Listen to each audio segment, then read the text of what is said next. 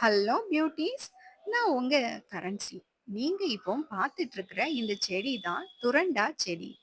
இதை இங்கிலீஷ்ல தொரண்டா எரெக்டானும், golden due டிராப்ஸ்னும், sky ஃப்ளவர்னும், pigeon பெரினும் சொல்றாங்க. இந்த செடியோட இலைகள் கிளிப்பச்சை நிறத்துலயும், பூ ஊதா நிறத்துலயும், இதோட காய் ஆரஞ்சு கலர்ல பட்டாணி கடலை அளவுக்கு சைஸோட பார்க்கவே ரொம்ப அட்ராக்டிவா இருக்கும்.